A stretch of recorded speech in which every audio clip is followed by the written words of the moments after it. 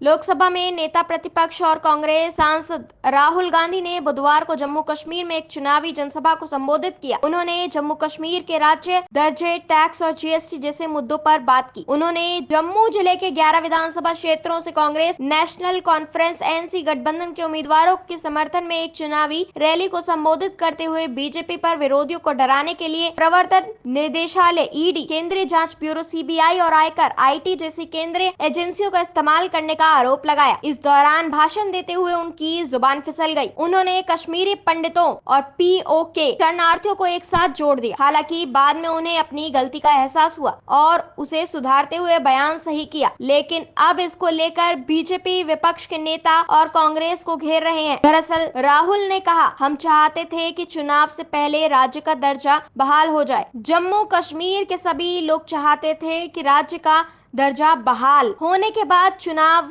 हो। ऐसा नहीं हुआ। पहला कदम चुनाव है, लेकिन इसके बाद जम्मू कश्मीर का राज्य का दर्जा बहाल करना होगा। इसके लिए इंडिया गठबंधन संसद में पीएम मोदी पर दबाव बनाएगा। अगर वे ऐसा नहीं करते हैं तो हम केंद्र में इंडिया अलायंस की सरकार बनाते ही आपका राज्य का दर्जा बहाल कर देंगे। अगर हम चाहते हैं कि यहाँ का सेब अमेरिका और जापान तक पहुँचे तो राज्य का दर्जा बहाल करना ही होगा, यानी रीस्टोर करना ही होगा। इस दौरान भाषण देते हुए राहुल की जबान फिसल गई और उन्होंने कहा, जो पॉक से जो भी रिफ्यूजी आए उनसे मनमोहन सिंह ने जो वादा किया है उसे पूरा किया जाएगा। हालांकि बाद में उन्हें अपनी गलती का एहसास हुआ। उन्होंने तुरंत गलती को सुधारते हुए कहा, सॉरी, जो कश्मीरी पंडित आए उनसे मनमोहन सिंह ने जो वादा किया है उसे उन्होंने पूरा करने का फिर से वादा किया। राहुल की जुबान फिसलने के मामले को अब बीजेपी ने मुद्दा बना लिया है। बीजेपी कांग्रेस पर निशाना साध रही है। बीजेपी ने